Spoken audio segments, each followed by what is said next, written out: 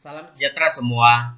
Kali ini Sejimi akan berkongsi bagaimana cara menghafal ciri-ciri image yang dibentuk oleh kanta cembung dan cermin cekung. Tetapi terlebih dahulu, Sejimi akan berkongsi bagaimana kita melukis sinar cahaya gambar raja bagi kanta cembung. Kita fokus kanta cembung kali ini. Tetapi walau bagaimanapun, untuk pengetahuan Anda semua, sebenarnya ciri-ciri image yang dihasilkan oleh kanta cembung dan cermin cekung adalah sama. Jadi, jika Anda berjaya menghafal ciri-ciri image yang dibentuk oleh kanta cembung, bermakna Anda juga telah berjaya menghafal ciri-ciri image yang dibentuk atau dihasilkan oleh cermin cekung. Oke? Tetapi Sejimi lebih menggalakkan Anda semua bukan sekadar dapat menghafal, tapi mahir lukis sinar gambar raja bagi ciri-ciri yang dihasilkan, ciri-ciri image yang dihasilkan oleh kanta cembung. Oke? So, mari kita teruskan. Nah, sebelum kita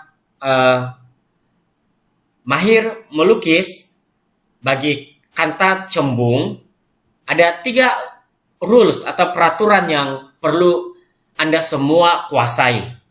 Dan rules yang pertama yang perlu Anda ketahui, yang perlu Anda kuasai adalah seperti ini. Rules number 1, jika cahaya itu melalui kanta, cahaya itu selari dengan paksi utama. Oke, cahaya itu selari dengan paksi utama. This one is selari paksi utama. Jika cahaya itu selari dengan paksi utama, maka cahaya itu akan terbias melalui satu titik, yaitu titik fokus. Paham? Sejimi beri contoh. Jika cahaya itu seperti ini. Nah, perhatikan. Cahaya ini selari dengan paksi utama. Betulkah? Apakah yang akan berlaku? Cahaya itu akan terbias melalui titik fokus. Demikian juga di sini. Jika cahaya itu seperti ini, asalkan selari dengan paksi utama, maka terbias melalui titik fokus. Boleh paham? So, ini rules number 1 yang kamu perlu ketahui. Rules number 2. Rules number 2 ialah jika cahaya itu pula melalui F, titik fokus. Nah, seakan-akan dia switch saja dengan yang rules number 1 di atas. Betulkah? Kan? Jika cahaya itu melalui titik fokus, apa berlaku? Akan terbias selari dengan paksi utama. Sejimi ulang, jika cahaya melalui titik fokus, maka cahaya itu akan terbias selari dengan paksi utama. Sebagai contoh, jika cahaya itu datangnya dari sini pula, tetapi melalui titik fokus, apa berlaku? Akan terbias selari dengan paksi utama. Jika kamu perhatikan gambar raja, lihat rules number 1 and rules number 2, dia switch saja. Betul kan? And then rules number 3. Jika cahaya pula melalui apa? Ini apa? Ini benda? Hari itu Sejimi sudah kongsikan. Ini apa? Ini adalah pusat optik bagi kanta ini, ataupun in English optical center of the lens. Jika cahaya itu melalui optical center of the lens, what happen is cahaya itu tidak akan terbias seperti rules number 1 dan number 2 ini terbias kan. Tetapi jika cahaya melalui optical center of the lens tidak akan mengalami pembiasan, lurus saja. Dan jika cahaya itu pula melalui di sini seperti ini dari bawah, juga tidak akan terbias jika melalui titik pusat optik kanta. That's why kenapa this one cahaya seperti ini langsung tidak mengalami pembiasan, sebab melalui pusat optik. That's why seperti ini.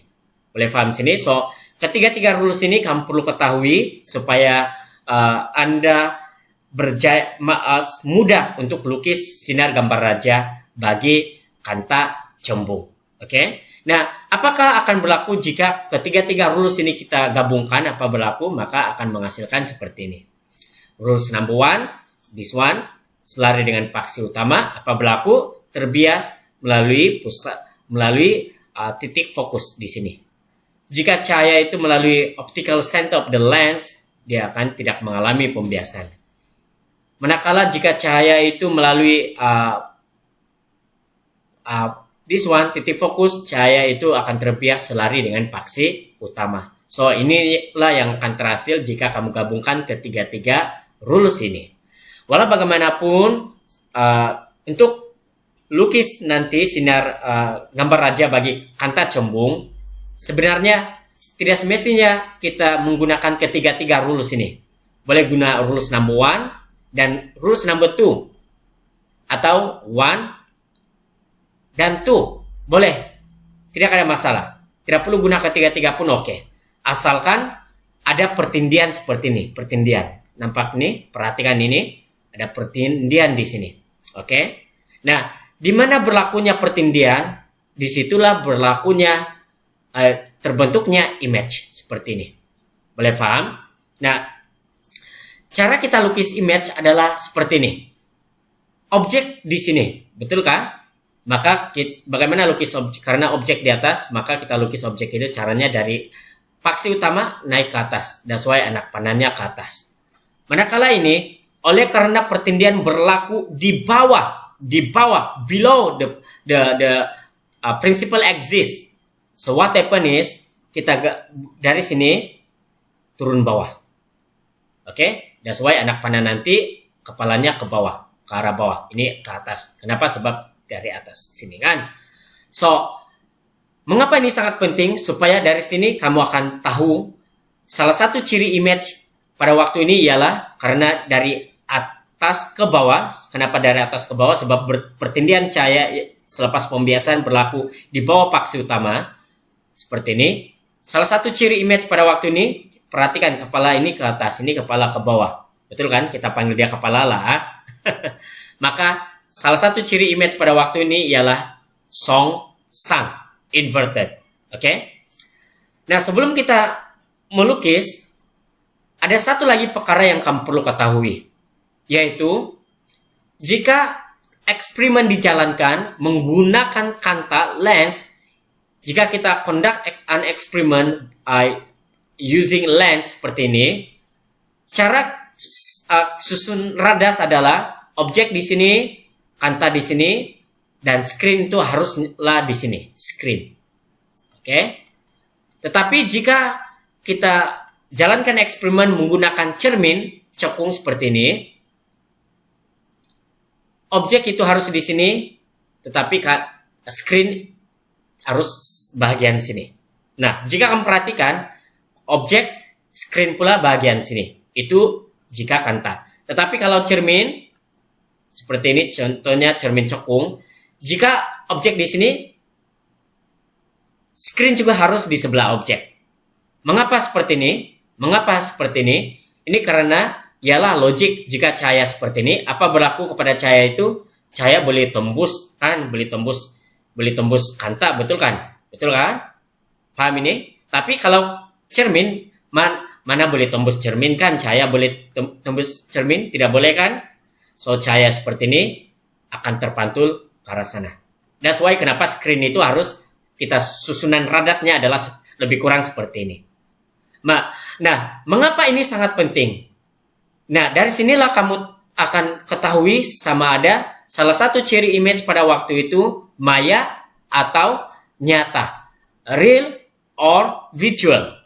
So, bagaimana kita tahu pada waktu itu real or visual? Kamu perhatikan kedudukan image yang terhasil dan screen. Jika berada pada kedudukan yang sama, contohnya ini image sebelah ini, betul kan? Image yang ini kan, ini putus-putus ini kan, image kan, dan kedudukan screen, kedudukannya di sebelah kanan. Jika berada di kedudukan yang sama, image dan juga screen itu berada di kedudukan yang sama, yaitu bagi kanta di sebelah kanan screen, ya di sebelah kanan, maka ciri image pada waktu ini ialah nyata atau real. Boleh paham? Boleh paham? Tetapi jika contohnya ini ya, image ini adalah objek, ini adalah screen.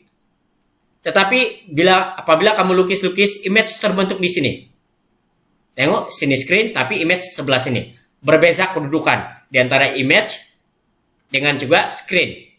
Screen sebelah kiri, image pula sebelah kanan. Ini contoh saja.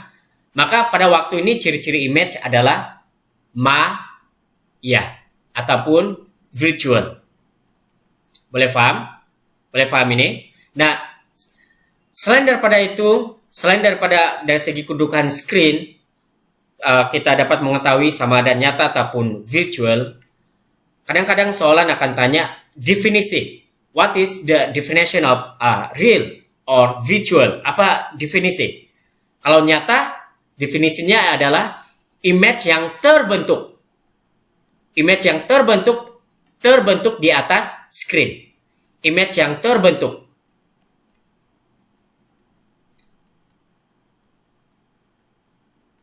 Screen. Mengapa terbentuk? Nyata kan sudah Jimmy beri contoh, image dan juga screen berada di kedudukan yang kedudukan yang sama, yaitu sebelah kanan. Kan? So, maka image terbentuk. Berbeza dengan ini, screen sebelah sini, tapi image sebelah sini. So, ini maya. Ataupun definition for virtual is image yang tidak kelihatan, tidak dapat terbentuk atau tidak kelihatan atas screen. Okay? You cannot see image on screen. So, itu dikenali sebagai virtual. Boleh paham setakat ini? Okay. So, now, kamu sudah settle down apa itu songsang. Kedua, apa itu real or virtual. Boleh paham sini? So, seterusnya, Jimmy akan kongsikan bagaimana kita melukis sinar gambar raja bagi kanta cembung. Oke, kanta cembung. Tetapi sebelum itu, Jimmy mau explain beberapa perkara. Pertama, jika kamu lukis this one, nanti jika kamu lukis sendiri jika kamu lukis sendiri, pastikan app yang ini, this one, sama jarak dengan app sebelah kanan. Mesti sama. Ini dia salah satu rules yang kamu perlu paham. Oke? Nah, kedua yang kamu perlu ketahui ialah jika kamu perhatikan ini 2F. Mengapa 2F? Sebab jarak yang ini this one dengan jarak di antara F dengan 2F ini adalah sama. Bermaksud contohnya jika jarak F dengan pusat optik di sini 2 cm, F dengan this one yang berikutnya harus sama seperti saya katakan tadi, juga maka 2 cm. Maka 2 plus 2 dapat 4 cm. So, ini bermaksud 2F. Bermaksud sini F plus F. Kenapa F ya? Jadi 2F. So, jangan kamu confuse, jangan kamu keliru mengapa tiba-tiba jadi 2F. Maksudnya adalah F di sini dengan nilai di sini adalah sama. Jadi, kita boleh anggap 2F di sini. Boleh paham? 2F. So, sekali lagi, jika jarak ini dengan ini adalah sama, atau secara tidak langsung jarak ini dengan jarak yang sini juga haruslah sama. Mengapa ini sangat penting? Ini karena melalui ini skala-skala yang seperti yang ini, oke, kamu boleh tentukan skala kamu sendiri sama ada 1 cm, 2 cm. Yang paling penting ialah pastikan app ini dengan app yang sebelah kanan dan app sebelah kiri mesti sama. Demikian juga 2app dengan 2app sebelah kanan dan 2app sebelah kiri, jarak di antara mereka berdua juga harus sama. Kenapa ini sangat penting? Supaya ciri-ciri image yang terhasil nanti adalah ciri-ciri image yang betul. Oke, yang tepat. Boleh paham sini? Nah, so sebelum kita melukis, perkara yang ketiga yang Jimmy ingin Anda semua ketahui adalah this one. Oke? Nah, perhatikan ini. Apakah yang dimaksudkan U greater than 2F? Apa maksud ini? U greater than 2F. 2F itu di mana? 2F itu adalah this one. Betul kan? 2F itu adalah ini. Manakala U, apakah ini U? Jangan kamu keliru lagi ya. U ini bukan initial velocity ya. Ini adalah object distance atau jarak objek. Boleh paham? Nah, perhatikan. dikatakan di sini U greater than to F. Ini bermakna apabila kamu letak posisi objek pada waktu itu, objek haruslah dia di sini atau di sini. Yang penting greater than to F. Boleh paham? So untuk case ini, jika kamu perhatikan U di sini, jarak objek di sini U. Nah, perhatikan, ini besar, ini kecil.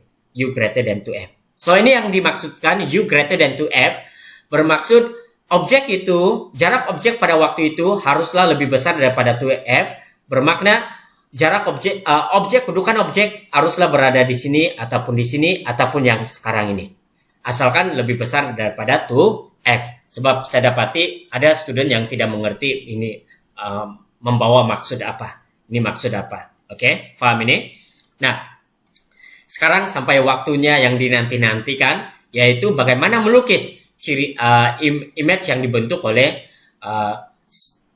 kanta cembung. Bagaimana kita lukis sinar ray diagram bagi kanta cembung. Oke. Nah, masih ingat rules? Berapa rules tadi?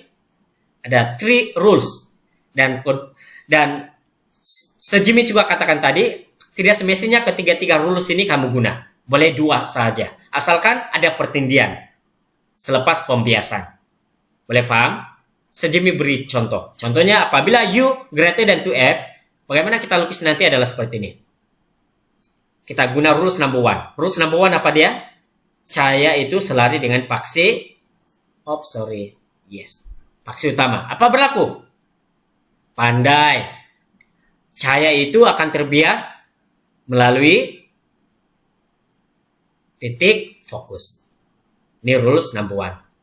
Dan Sejimi lebih suka rules number 2. Rules number 3. Mengapa rules number 3 Sejimi suka? Sebab senang. Mengapa senang? Jika cahaya itu melalui optical center of the lens, what happen? Lurus saja, betul kan? Jadi kamu kasih lurus sajalah seperti ini. Boleh paham? Nah, this one, anak panah ini sangat penting. Ini merupakan arah gerakan cahaya. Nah, jika kamu perhatikan, pertindian ini adalah berlaku di bawah paksi utama. Maka, cara kita lukis image ialah, sekali lagi Sejimi ingin tekankan di sini, kita ambil dari atas, turun bawah. Sekali lagi, dari paksi utama, turun bawah. Oke? Nah, tadi objek di sini ialah anak panahnya ke atas. Sebab di atas paksi kan. Oke? Kita panggil kepala lah. Ke atas. Tapi kepalanya ke bawah di sini. Betul kan? So, apakah ciri-ciri image pada waktu ini? Pertama, ciri-ciri image pada waktu ini, the characteristic of image form. Characteristic of image form pada waktu ini, number 1. Number 1 adalah ini kepala di bawah, kan? Ini kepala di atas, di bawah. Song, sang. Atau inverted. Number 2. Apakah ciri-ciri image yang terhasil pada waktu ini? Kamu perhatikan, mana lebih besar? Objek atau image? Objek besar, more than 1 petak. Betul kan? Ini less than 1 petak graph ini. Bermaksud image semakin mengecil. Jadi salah satu ciri image yang terbentuk pada waktu ini, pada waktu U greater than 2F ialah lebih kecil. Oke? Kecil. Sorry ya. Atau in English diminish pun boleh. Ketiga, apa ciri-ciri image yang terbentuk pada waktu ini? Nah, masih ingat screen harus kalau kanta sebelah mana? Sebelah kanan di sini. Betul kan? Screen harus di sebelah kanan. Kan bagi kanta sebab cahaya tembus melalui kanta. Apabila melalui kanta, kan cahaya boleh tembus melalui kanta. Maka screen itu kedudukannya harus di sebelah kanan. Dan jika kamu perhatikan image dan juga screen itu berada di kedudukan yang sama, yaitu di sebelah kanan kanta. Maka image terbentuk di atas screen. Oleh itu, ciri yang ketiga kita panggil image yang terbentuk di atas screen itu sebagai nyata atau real. Boleh paham? Diminish, inverted. Boleh paham ini? So, ini jika objek itu berada greater than 2f. Mari kita teruskan ini. Bagaimana pula jika u equal to f? 2f. Nah, perhatikan. U equal to 2f. Ini u 2f ini. Equal. Maksudnya, objek itu harus berada tepat-tepat. Ngam-ngam. Cun-cun. Di 2f seperti yang kamu perhatikan gambar raja ini. Sebab mengapa dalam SPM kadang-kadang hanya diberi yang ini. Jadi Anda sendirilah yang menentukan di mana letaknya objek ini. Di sinikah, atau di sinikah. Boleh paham? Boleh paham ini? So, untuk case ini, u equal to 2f itu bermaksud ngam-ngam di 2f. So, bagaimana kita lukis? Kita guna rules number 1 seperti ini. Pastikan apabila melukis guna pembaris sejimi tidak dapat guna pembaris. So, apa berlaku kalau cahaya selari dengan paksi utama terbias melalui titik fokus. Boleh paham? Kedua, tadi yang sebelum ini sejimi guna rules number 3 kan? Sebab sejimi lebih suka guna rules number 3. Tapi jika Anda menggunakan rules number 2 boleh. Contohnya seperti ini. Lalu this one. Apa berlaku? Akan terbias selari dengan paksi utama. Betul? Maaf, sejimi minta maaf, lukisan tidak berapa cantik kok.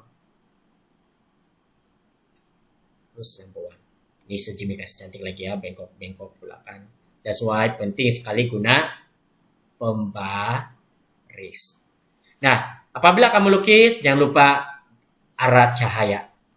And then sekali lagi, this one, pertindian cahaya itu berlaku di mana? Di bawah paksi utama. Maka kamu ambil dari sini, gariskan, dan anak panahnya ke bawah. Oke, anak panahnya ke bawah. Boleh paham? Nah, jika kamu perhatikan ini ya, anak panahnya ke bawah, ini anak panah, kepalanya ke atas, ini kepalanya ke bawah. Bermaksud, pertama, ciri-ciri image yang terbentuk pada waktu ini ialah sang. Kedua, mana lebih besar? Ini lebih kurang 1 petak lebih bagi graf, ini pun 1 petak lebih. Kan? Betul kan? Dan ini berlaku di 2F, ini juga berlaku di 2F. Bermaksud ciri yang kedua ialah sama size. Dan ketiga, kedudukan image di sini dan screen juga di sebelah kanan. Masih ingat kalau kata screen mesti di sebelah kanan. Your right side. So, kedudukan image dan juga screen adalah berada di kedudukan yang sama, kedudukannya sebelah kanan, maka ini nyata. Boleh paham ini?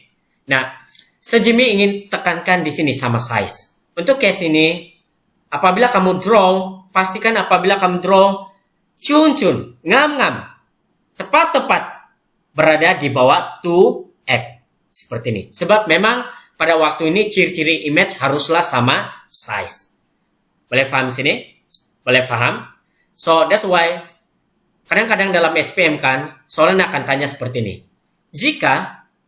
Contohnya, jika objek itu berada di 2F dan nilai F ialah 5 cm. Berapakah jarak objek? Sejimi ulang soalan. Jika objek itu berada di 2F, dan F ialah 5 cm, berapakah jarak image? Macam mana? Sangat senang. Tadi sejimi katakan, this one harus sama jarak dengan yang ini. Betul kan? Dan ini dan this one harus juga sama jarak, yaitu ini 5 cm, maka ini juga 5 cm. Dan masih ingat apa sejimi katakan tadi, salah satu ciri image yang terhasil apabila u equal to 2f ialah sama size. Ngam-ngam di sini, di 2f. Betul kan? So, bermaksud oleh karena di sini ialah 10 cm, maka jarak image juga ialah 10 cm. Jawabannya ialah 10 cm, 10 cm. Sebab ya, case seperti ini, jika you cun-cun di 2F, maka jarak objek dia memang di 2F juga. So, apabila kamu draw, pastikan image terbentuk ngam-ngam di bawah 2F. Boleh paham di sini? Boleh paham ya? So, next, kita proceed kepada seterusnya. Bagaimana jika U less than 2F bermaksud di sini less than, tengok, less than, but greater than 2F, berada di antara 2F dengan F. Bagaimana? Kita boleh guna rules yang tadi, mana-mana yang kamu prefer. Tapi biasa rules number 1 sejimi confirm gunalah. Tapi boleh juga kalau kamu gabungkan rules number 3 dan juga rules number 2. Tapi sejimi lebih prefer rules number 1, senang sedikit. So, melalui apa? F. Apabila setiap cahaya yang selari dengan paksi utama apa berlaku? Cahaya selari paksi utama terbias melalui F.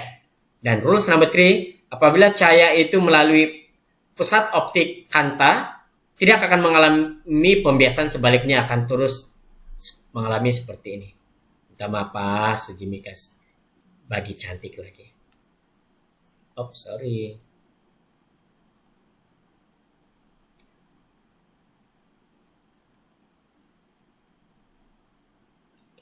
So, sejimi lukis cantik-cantik lagi ya. Oh. Oke.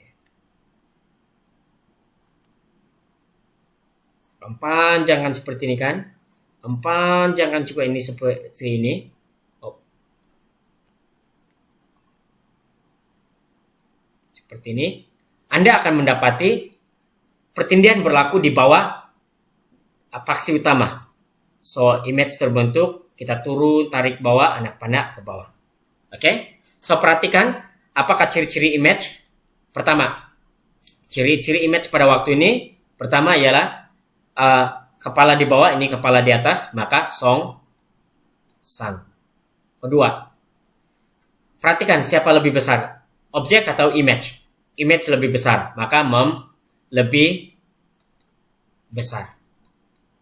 Ketiga, screen dan juga screen dan juga image berada di kedudukan yang sama, yaitu di sebelah kanan. Yes, maka nyata.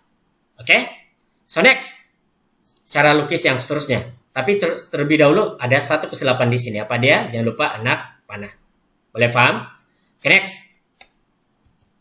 Jika U berada di F, bagaimana kita lukis? Lukis seperti biasa. Rules number 1. Melalui F. Seperti ini. Rules number 2. Melalui this one. Jika kemperasan, sejimi padam balik supaya lebih cantik. Jika kemperasan sejimi garis seperti ini tidak mengalami pertindihan seperti ini, apakah yang sejimi harus lakukan selepas ini? Sejimi try panjangkan di sini. Walau bagaimanapun, apabila sejimi panjangkan, ini pun tidak bertindih. Cahaya itu tidak bertindih. So, untuk case ini ada special sedikit. Maka itu salah satu ciri image pada waktu ini ialah infinity. Infinity maksudnya objek itu kelihatan terlalu jauh. Kamu nampak image itu kelihatan terlalu jauh. Kamu masih boleh nampak image itu, tapi kelihatan sangat jauh. Seperti kamu menggunakan teleskop untuk melihat planet-planet seperti planet Marikh dan sebagainya. Kamu masih boleh nampak planet itu tapi terlalu jauh. Oke, ini maksudnya infinity. Kedua, nah, sudah tentu sangat besar, lebih besar daripada objek. Dia membesar, perhatikan, sangat besar kan? Sangat membesarkan, betul kan? So, ciri-ciri image yang kedua ialah lebih besar. Ketiga, ciri-ciri image ialah kedudukannya kepala ini ke atas. Maka ciri-ciri image yang ketiga ialah tegak. Nah, tadi sejimi tekankan, bagi kanta, screen itu harus berada di sebelah kanan, sebab cahaya itu tembus seperti ini. Tetapi, untuk case ini, image terbentuk di sebelah ini. Bukan berada kedudukan yang sama dengan screen. Betul kan? Screen bagian kanan, image pula bagian kiri. Maka ciri-ciri image pada waktu ini salah satu adalah, keempat adalah Maya. Boleh paham? Boleh paham ini? Good. So, seterusnya kita pergi yang terakhir, less than F. Tengok, ini F, tapi U itu mesti less than F, this one. Cara kita lukis sama juga. Rules number 1, panjangkan. Rules number 3,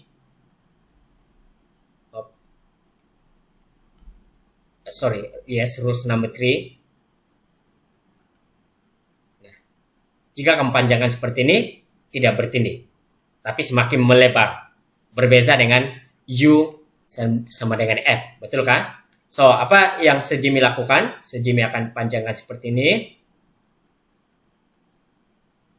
Dan akhirnya berlaku pertindihan di sini. Maka ciri-ciri image pada waktu ini, tapi sebelum itu cara lukis masih ingat, mesti dari titik dari paksi utama ke dimana berlakunya pertindihan seperti ini. Oke, so ciri-ciri image yang terbentuk pada waktu ini, pertama, kepala di atas, ini pun di atas, tegak atau upright. Number 2, objek dan image dan objek. Ini objek dan ini image. Image besarkah daripada objek? Yes, so lebih besar atau magnify. Ketiga, screen sebelah sini, tapi image sebelah sini. Tidak berada di kedudukan yang sama. Maka image Maya. Oke guys, so Sejimi harap kamu paham. Dan mungkin ada complicated sedikit untuk bagaimana menghafal ciri-ciri image. Sejimi tidak pasti sama ada kamu hafal ciri-ciri image. Contohnya, jika image kedudukan objek itu berada di antara F dengan 2F. So, ciri-ciri image adalah apa? So, mungkin kamu sukar untuk menghafal, tapi kalau kamu mahir lukis, memang kamu boleh tahu ciri-ciri image. Tapi kalau lukis pun tidak tahu hafal, maka kamu pun memang tidak tahulah ciri-ciri image-nya. Tetapi, walau bagaimanapun, kita continue part 2. Melalui video part 2, bahagian yang kedua itu nanti, Sejimi akan kongsikan bagaimana cara hafal ciri-ciri image yang dibentuk oleh kata combung dan cermin cokung. So, Sejimi yakin melalui video part 2 itu, kamu akan dapat hafal, walaupun mungkin ada di antara kamu masih tidak mahir untuk lukis sinar gambar raja bagi kata cembung. Oke, so jumpa part 2 nanti. That's all for today guys. Thank you very much.